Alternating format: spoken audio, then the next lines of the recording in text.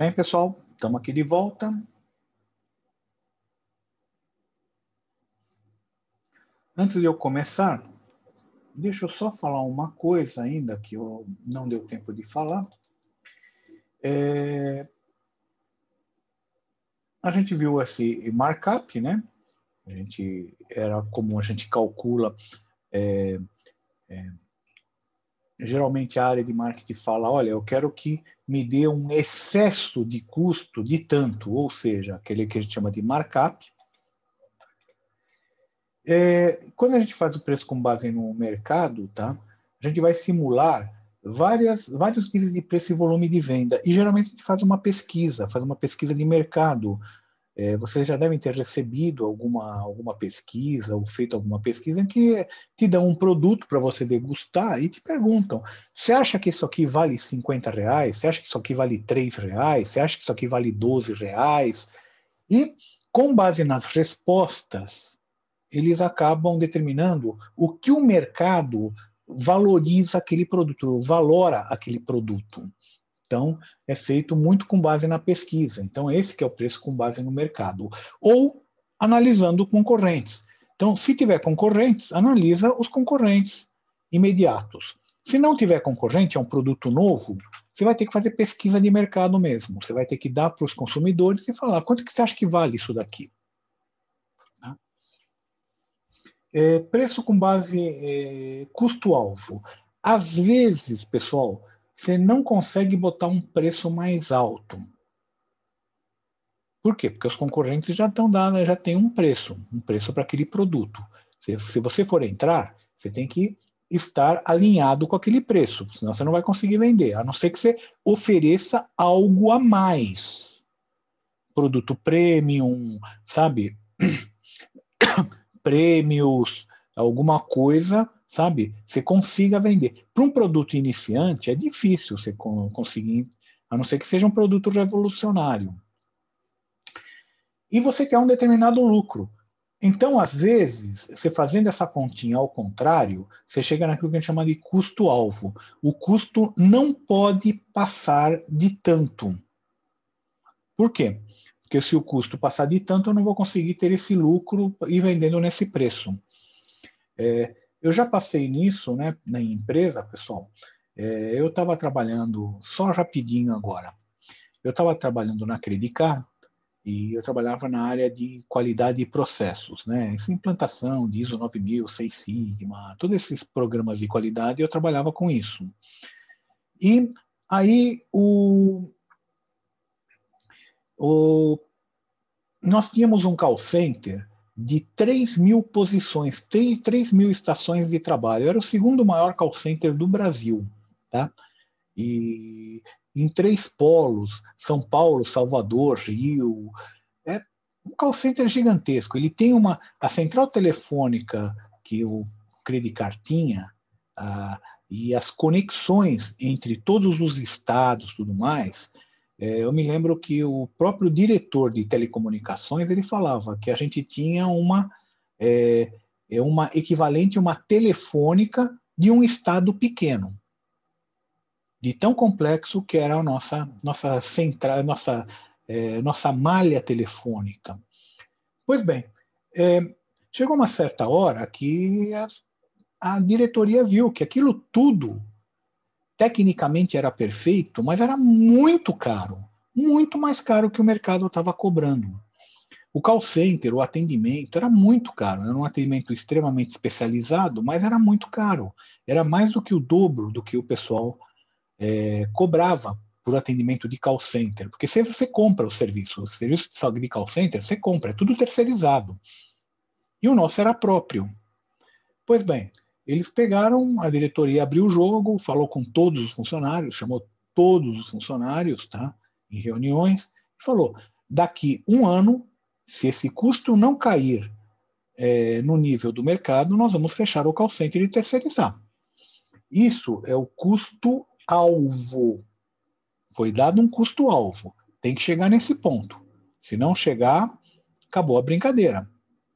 Tá? E A minha área foi uma das áreas que mais trabalhou nessa brincadeira, desde instalação de URA, unidade de resposta audível, né, até customização de processo, mapeamento de processo, reorganização, fizemos de tudo. No final de um ano, lógico, não chegou no custo-alvo. Por quê? Porque o maior influenciador desse custo eram os salários. E salário você não consegue jogar para baixo, só se você demitir todo mundo, sabe? Não dá para você jogar esses salários para baixo. No final, depois terceirizou. Foi todo terceirizado. Por quê? Porque não valia a pena manter um call center naquele nível de custo. O Credicar, quem vai falar, nossa, que empresa desumana, que empresa ruim. O Credicar pagou uma nota de indenização, então, praticamente, cada ano trabalhado, o cara ganhou um mês de salário a mais. E o pessoal que trabalhava no call center era todo pessoal velho, 10, 15 anos, às vezes tinha operador lá com 20 anos. O cara recebeu 20 salários, tá? Limpos, sem imposto. E você fala, poxa, mas que não é justo. Às vezes, quem te dá um pontapé na bunda, ele te empurra para frente. Tá? Isso aconteceu comigo várias vezes. O cara o pontapé na bunda me empurrou para frente. E às vezes acontece isso. E para esse pessoal aconteceu.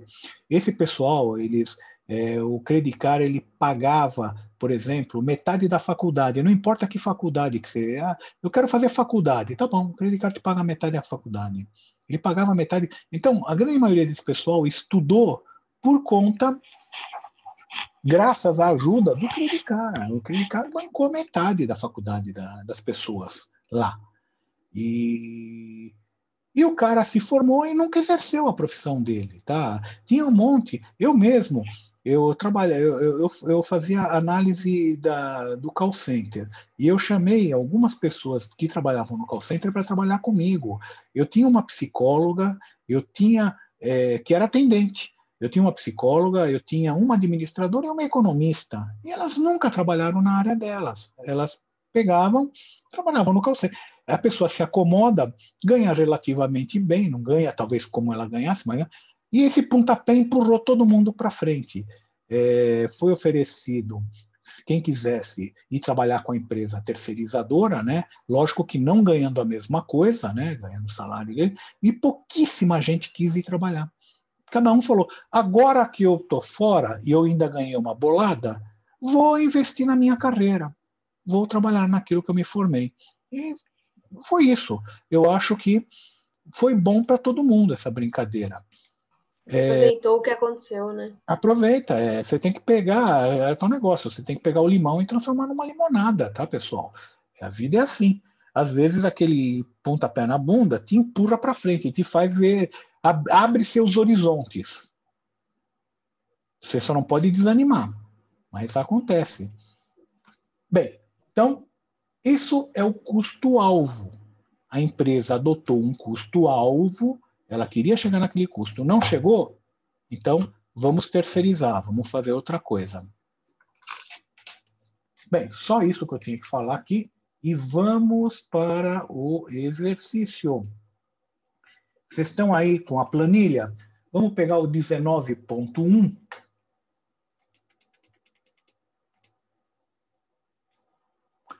Pegaram?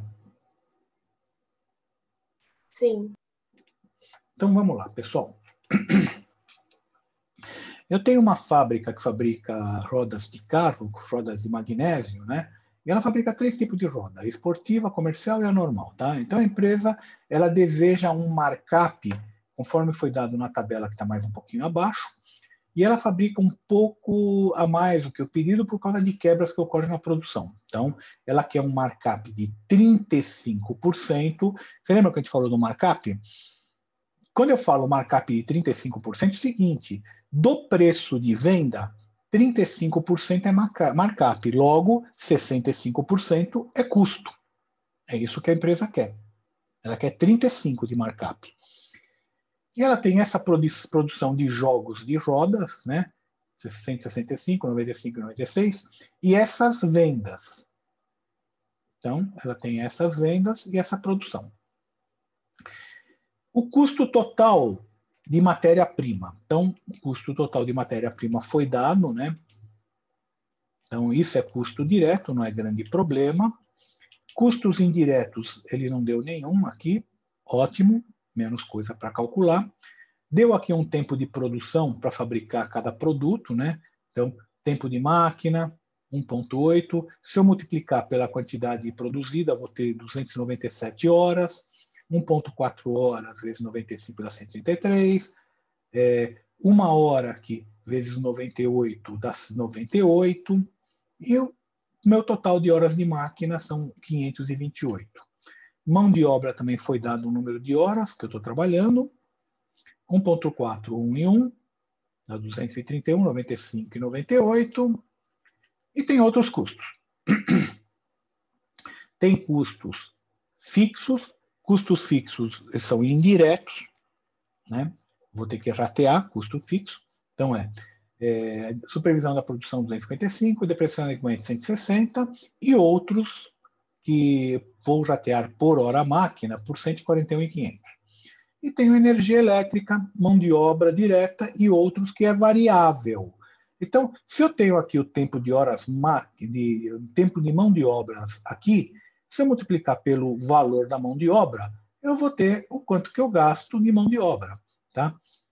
Energia elétrica por hora máquina, então é R$150. Se eu usei 528 horas máquinas vezes 150, eu tenho quanto que eu gastei. Eu tenho quanto que eu gastei por produto também, não é problema.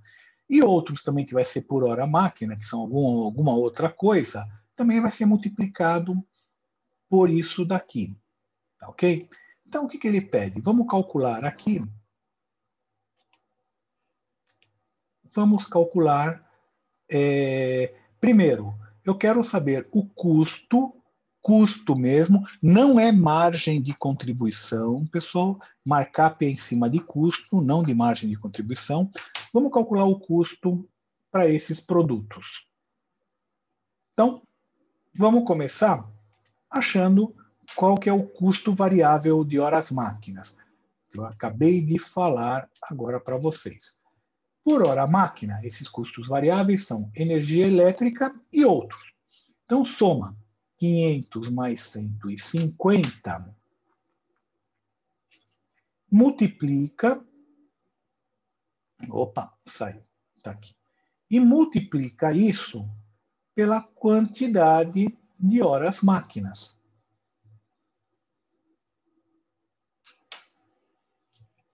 Então, eu vou ter aqueles dois custos. Ixi, travou minha máquina. Pronto. Eu vou ter aqueles dois custos, que é o 150 mais o 500, multiplicado pelos 297. Tá ok? Mesma coisa eu faço com os outros produtos.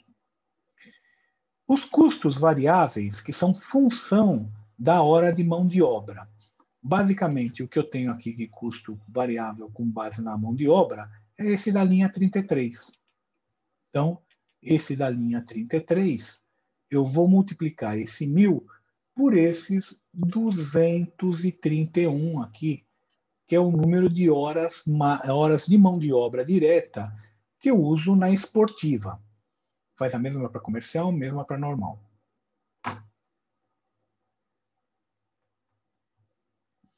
E no final, o custo da matéria-prima. O custo da matéria-prima, ele é esse custo aqui, 137.500, nem precisa fazer conta nenhuma. Por quê? Porque ele já tem aqui o custo total de matéria-prima. Então é só colocar aqui. Só colocar aqui e a gente já tem esses valores. Tudo bem, pessoal?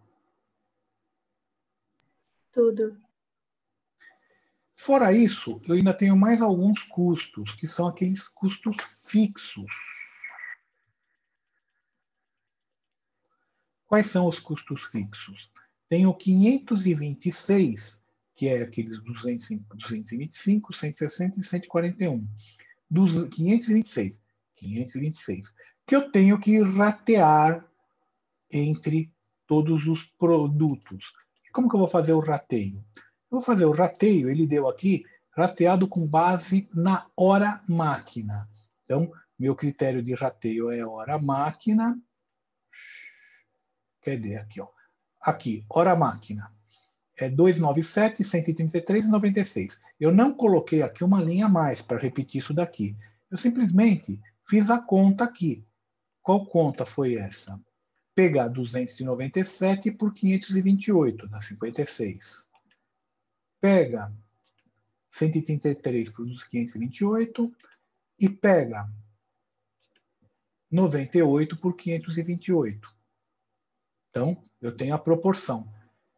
Pega aqueles 526 que a gente viu aqui, 526, e multiplica por essa proporção.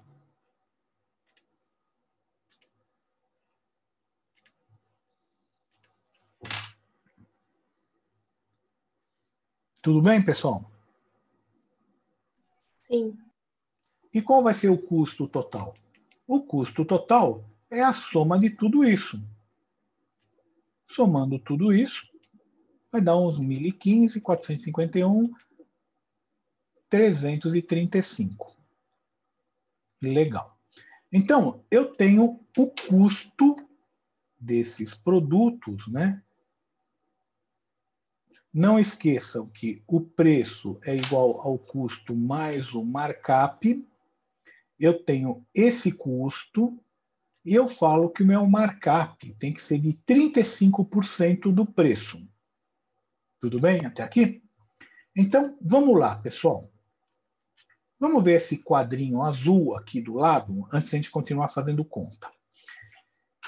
O preço, ele é o custo unitário. O preço unitário é o custo unitário mais o markup. Tá? E o meu markup é 0,35 do preço unitário.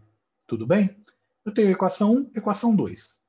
Vamos jogar a equação 2 em 1. O que eu vou ficar aqui? Preço unitário é igual ao custo unitário mais o markup, que é 0,35 do preço unitário. Tudo bem? Isola o preço unitário. Passa esse preço unitário para lá subtraindo. Então, 1 menos 0,35 dá 0,65 do preço unitário, igual ao custo unitário. Eu tenho o custo unitário, eu quero achar o preço. Então, pega esse 0,65 e passa para o lado de lá, dividindo. Em outras palavras, pessoal, a fórmula genérica é essa. Preço unitário é igual ao custo unitário dividido por 1 menos a porcentagem de markup. E você pode fazer isso tanto pelos os unitários. Ó, aqui é unitário. Você pode fazer isso tanto pelos unitários como pelos totais. Aí você vai usar a receita total igual ao custo total, markup, mesma coisa, igualzinho, e vai dar a fórmula, só que aqui é o preço unitário, aqui é a receita total. Custo unitário, custo total. 1 menos o markup e 1 menos o markup. Então, dá para você fazer isso. Legal. Isso significa o seguinte, pessoal. Se eu tenho o custo e eu quero 35% do markup, tá? Esse é meu custo total. Então, é esse de baixo, ó. Custo total. E eu tenho o markup. Vamos pegar esse custo total, dividir por 1 menos o markup e eu acho a receita. Que é exatamente o que eu fiz aqui, ó. Eu peguei 1.015 dividido por 1 menos 35%, deu 1.561.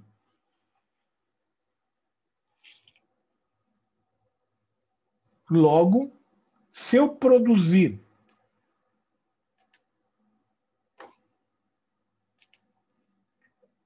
aliás, se eu vendi 160 rodas, a minha produção foi de 165, mas eu perdi os 5 aqui, os 3 aqui, os 3, eu perdi, esse aqui é perdido. Tá? Eu não esqueci de escrever isso daqui. Então, se eu peguei, produzi 160 e eu tive uma receita de 1.561, dividi 1.561 por 160, o meu preço unitário vai ser de 9.762.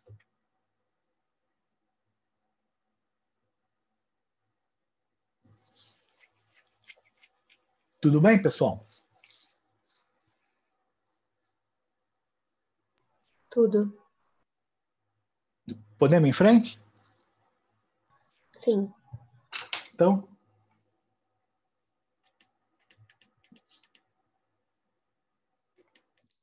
aqui embaixo, pessoal, é fazer a mesma coisa, só que ao invés de eu fazer o rateio, que nem eu fiz aqui, o rateio por hora máquina, eu vou fazer por hora de mão de obra. E depois, no final, o custo vai dar diferente. Logo, se aplicando o markup, vão dar preços diferentes. Tudo bem? Então, volta. Cadê? Tá aqui. Tá aqui. Então, tá vendo que está dando preços diferentes. Eu não vou fazer isso aqui, não vou ficar perdendo tempo aqui fazendo esse. Mas vocês vão terminar esse exercício, tá, pessoal? E para me mandar. Vamos já partir para outro. Não vamos ficar perdendo tempo nesse exercício, que é a mesma coisa. Fazer a mesma coisa não vale a pena, tá? Eu vou fazer o 19.3. Tá?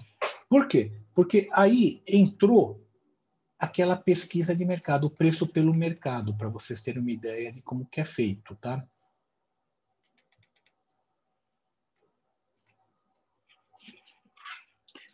A Cofag fabrica amortecedores, tem como meta atingir um lucro no período de 2 bilhões, 2 milhões, né?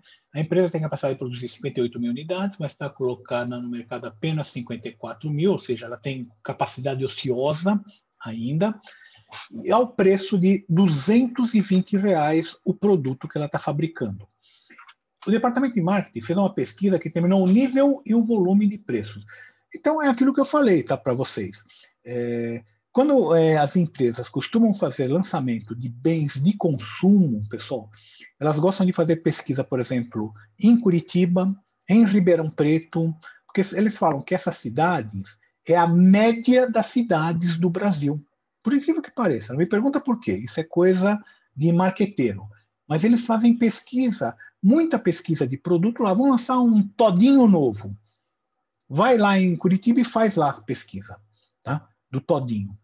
Por algum motivo que eles têm, deve ter a justificativa, né? Falam, não, é a média da população brasileira se concentra lá. Então ele faz a primeira pesquisa lá.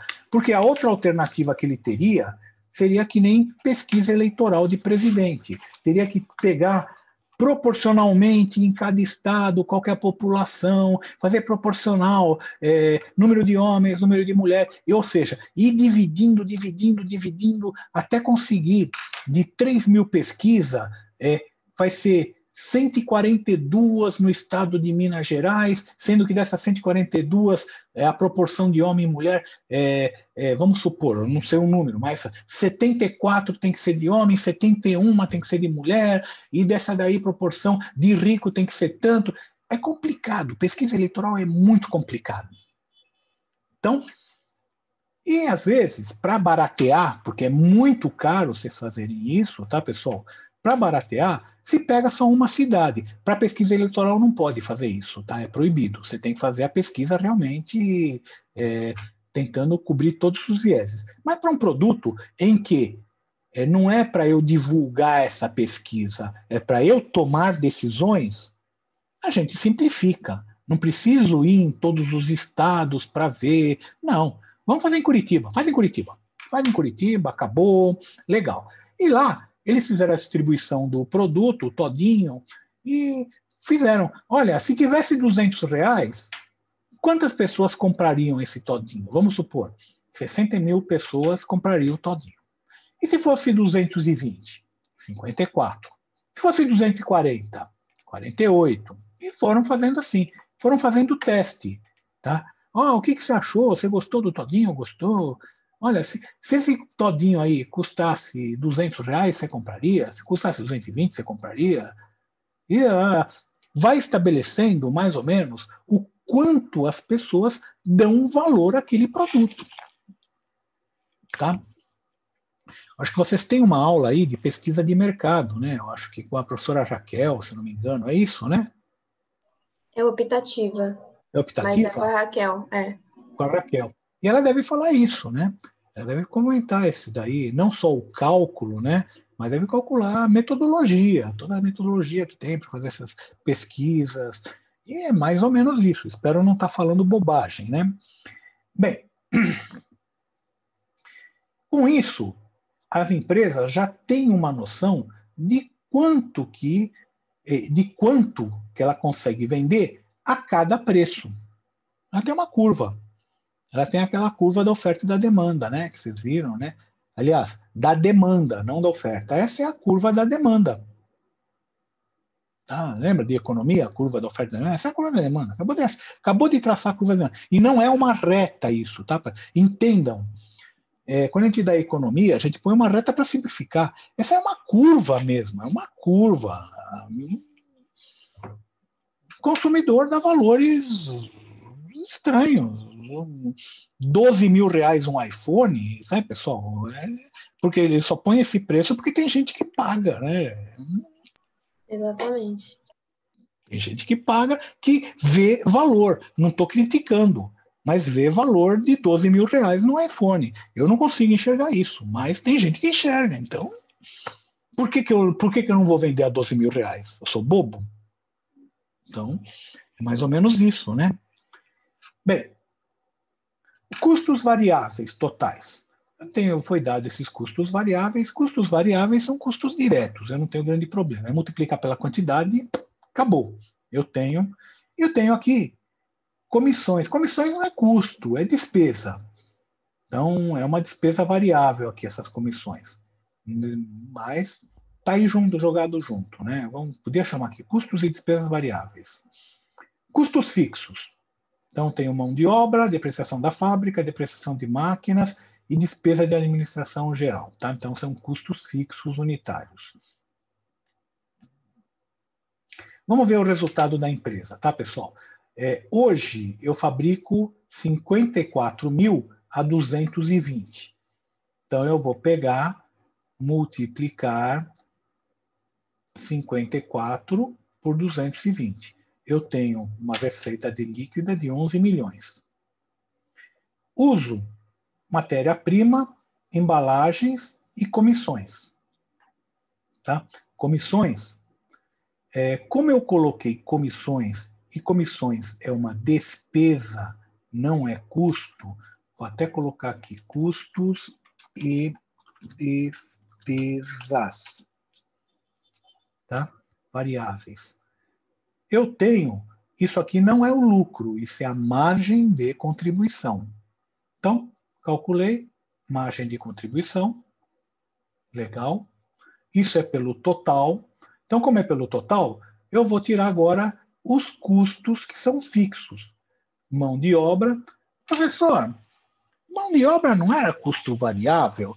Às vezes, mão de obra é considerado custo variável, tá, pessoal? Quando eu tenho flexibilidade de contratar e demitir funcionários, operários, rapidamente. Mas em algumas ocasiões ou em alguns países, às vezes não dá, às vezes você tem que ser obrigado. Por exemplo, na França, é muito complicado você demitir alguém, você sair. O cara demora um ano para sair, depois que você demitir, sabe? O pessoal até tira sarro, né? Que a, a melhor coisa que você tem para fazer é trabalhar na França, porque os caras não conseguem te mandar embora. Poxa, que legal. Em compensação, eles também não te contratam, né? Ninguém te contrata lá, porque é tão complicado de se mandar embora que não se contrata, tá? Pessoal, já está dando aqui que falta 10 minutos. Então, eu vou continuar a aula normalmente. Vão colocando presença aí, faz favor. Bem, então vamos deixar isso para lá. Vamos colocar aqui a mão de obra, porque nesse caso foi dado como fixa, né? essa mão de obra, supervisão de fábrica, depreciação, e eu chego num lucro antes do imposto de renda, de 140. Tá? Então, esse é o meu lucro para esse produto. O que eu vou fazer? Como eu fiz essa pesquisa de mercado, eu vou fazer uma análise de sensibilidade. Eu não sei se o professor de Engenharia Econômica 1 deu para vocês, eu costumo dar para os alunos que fazem Engenharia Econômica comigo. Então, tem alguém que fez Engenharia Econômica comigo aí? Não. Então, Eu mas fiz, professor. você lembra que eu dei uma análise de sensibilidade no final, quase a última matéria? Acho que sim. Foi no 7º semestre isso, né? Ou sexto, não lembro. Sexto. Sim, sim. Tá? Então, é isso. A gente usa análise de sensibilidade para um monte de coisa. Eu fiz aquilo que a gente chama de análise de sensibilidade. O que é?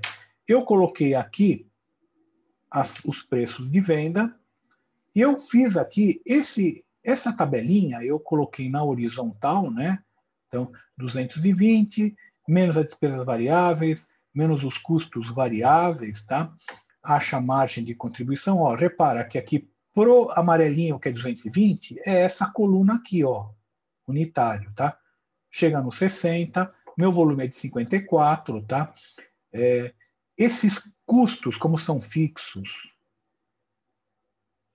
eu vou ter de qualquer maneira, então eu vou tirar, né? Eu acho a margem de contribuição, tiro esses custos fixos de 3.100, 3 milhões e 100, chego no lucro líquido. Então, pro amarelinho, eu cheguei no 140. Ou seja, eu peguei essa tabela aqui e botei na horizontal. E fiz essa tabela com esses vários níveis de preço. E olha que interessante, tá, pessoal? Se eu vender a 200, eu vou ter prejuízo. 220, que é o meu patamar hoje, vou 140. Se eu vender a 240 reais, eu vou ter 644. Vai diminuir minha produção, mas meu lucro aumenta. As 260 cai mais minhas vendas, não minha produção, minhas vendas caem mais. E meu lucro ainda aumenta. 280, eu chego no top. Eu consigo ter 1 milhão. Depois, a 300, as minhas vendas caem tanto que aí começa a diminuir o meu lucro. Repara, pessoal, eu sou empresário, tenho meu produto, eu olho essa tabela aqui e falo, poxa, eu estou me matando produzindo 54 mil para ter 140 de lucro. Que tal eu segurar um pouco a produção e produzir só 36 mil, vender a 280 e ter 1 milhão de lucro? Vou fazer isso. Eu não sou burro. Ficar trabalhando aqui para produzir e não ter lucro, ou ter pouco lucro, vou para cá. Tá? Então é isso que acontece. O empresário ele ajusta aquela curva de oferta e demanda, por quê? Você não precisa trabalhar naquela curva de oferta e demanda no ponto de equilíbrio. O ponto de equilíbrio não quer dizer que é o ponto onde você vai ter maior lucro. O ponto de equilíbrio quer dizer que você vai vender tudo. Tudo que você produzir, você vai vender. Mas vou diminuir minha produção. Nada impede de eu diminuir a minha produção, mesmo que meu ponto de equilíbrio, sabe, esteja longe, mas se eu diminuo a produção e aumento o preço e consigo ter um lucro maior, por que eu não vou fazer isso? Tá certo? Então, é dessa maneira. Muitas empresas, elas jogam o preço artificialmente para cima. Ela até poderia estar trabalhando nesse patamar de 220, ela joga para 180. Por quê? Porque ela tem um baita de um lucro maior com menos trabalho. Menos dor de cabeça, provavelmente ela vai ter menos operários, menos gente trabalhando. É menos dor de cabeça. Quanto menos gente você trabalhar, menos dor de cabeça você vai ter, porque quanto mais operários, é mais problemas, tá? É mais problema trabalhista, é você tem que ter, sabe, uma baita de uma estrutura, tá? Para manter uma quantidade muito grande de operários, de funcionários, trabalhando com menos, tendo mais lucro, pô, o que mais você quer? Provavelmente, para ele trabalhar nesse patamar, como diminuiu a produção, esses custos e despesas fixas, a médio prazo, cai. Vai diminuir isso daí. Ele não vai precisar de, talvez, tanta área para ficar produzindo, porque vai produzir quase que a metade. Talvez ele use isso para um outro produto. Talvez desalugue, pegue um galpão menor para produzir, trabalha com menos gente, sabe? Acaba diminuindo e aumentando ainda mais esse lucro no final. Bem, pessoal, no final aqui é para calcular essa margem de contribuição, tá? Então, para calcular a margem de contribuição com preço de 300, né? A gente tem essa margem de contribuição. Cadê? Aqui, ó. 3.960, já foi calculado aqui, ó. 3.960. Custo da ociosidade, tá? Então, se eu estou trabalhando aqui com 30 mil para esse nível de 300, se eu estou trabalhando aqui com 30 mil, eu vou ter uma ociosidade em quantidade de 28 mil. Tá? Então, a gente consegue até calcular o custo da ociosidade. Mas, por outro lado, eu posso até estar ocioso, mas o meu lucro ele é maior do que o meu lucro produzindo aqui, quase que a plena carga. Minha plena carga seria produzido aqui. Não vale a pena. Tá? Então, quase a plena carga eu estou produzindo. Mas vale a pena trabalhar tanto? Se eu tenho essa ociosidade, eu posso diminuir. Ou cortando, ou colocando alguma coisa no lugar para ser produzida. Bem, pessoal, eu acho que era isso. Está faltando 2 minutos, então eu vou pedir para vocês me entregarem esses 2 exercícios, né? Junto com aqueles exercícios que a gente fez na segunda-feira, e aqui o que ficou pendente, né? E me entrega tudo no domingo à noite. Professor, posso tirar uma dúvida? Pode. Onde que está o valor da margem de contribuição unitária daquela tabela?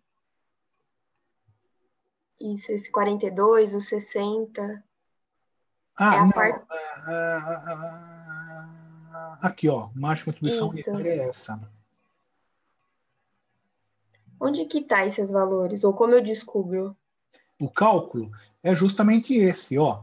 É o preço de venda menos matéria-prima, unitário, embalagem unitária e comissão unitária. Dá 60, tá vendo? Eu fiz para 220, que é esse aqui. É exatamente isso. Daí tem que fazer para os outros. Você tem que fazer para os outros também, para os Entendi. outros preços. Tá bom, obrigada. Tá? Com os outros preços, as outras quantidades, você consegue calcular. Obrigada. Nada, que é isso. Pessoal, o fim de semana está chegando. A boa notícia é essa. Pelo menos dessa aula, daqui 1 minuto, acabou. Só semana que vem, só segunda-feira. Bom fim de semana para todos vocês. Descansa, tá? Estou procurando deixar o mínimo possível de exercício para vocês, porque a maior parte dos exercícios a gente faz aqui em sala de aula, deixar pouca coisa para vocês fazerem em casa. A gente sabe que não está fácil para ninguém, né? Vocês têm que trabalhar, muito de vocês trabalham, além de estudar, fica sobrando pouco tempo para fazer as coisas, né? Então, tentar juntar o útil com o agradável, né? E obrigado aí pela atenção de vocês. Obrigada a você, professor. Obrigado mesmo aí pelo comprometimento aí. Opa, que é isso. Obrigado aí, pessoal. Bom fim de semana para você. Para vocês também, tá? Bom fim de semana, descansem.